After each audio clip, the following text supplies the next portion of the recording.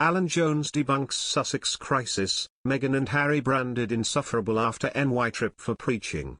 Sky News host Alan Jones has lashed out at Prince Harry and Meghan Markle over their high-profile trip to New York, labelling the pair insufferable for wanting to meet with influential leaders in the city.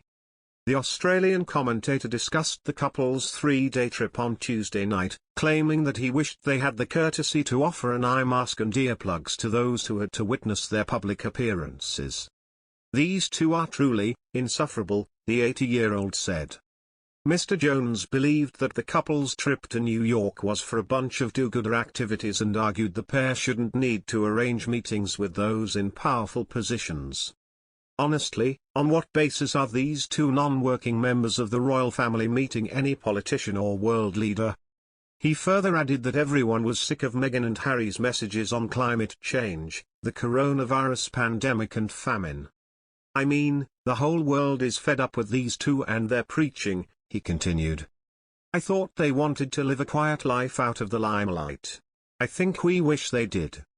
Harry and Meghan's whirlwind three-day tour began on September 23, where they met governing officials at the One World Observatory, and then visited the United Nations to discuss COVID-19, racial justice and mental health with the U.S. Ambassador to the UN Linda Thomas-Greenfield.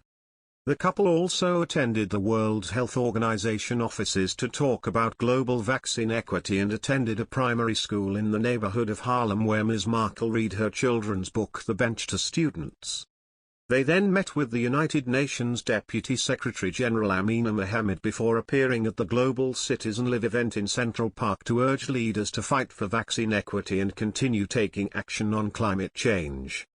Sky News Australia Alan Jones attacked Meghan Markle and Prince Harry for their New York trip.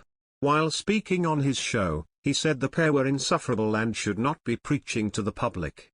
Meghan and Harry have received both praise and criticism for their trip to New York and the work they did while there. Mr. Jones said, "Here we are again. Whenever Meghan Markle and Prince Harry are due to speak they should give us fair warning. That way we can throw on the eye mask and put in the earplugs. These two are truly insufferable." Mr. Jones attacked the pair for the trip and their ability to meet powerful individuals. He said, "On what basis are these two non-working members of the royal family meeting any politician or world leaders?"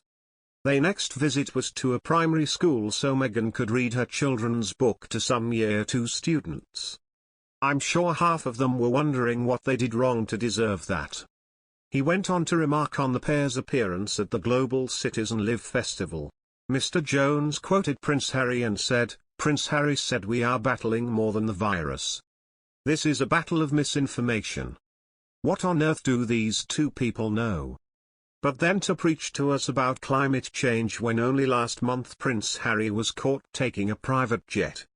Despite the fierce criticism from the Australian news host, Meghan and Harry have also seen praise for their work in New York.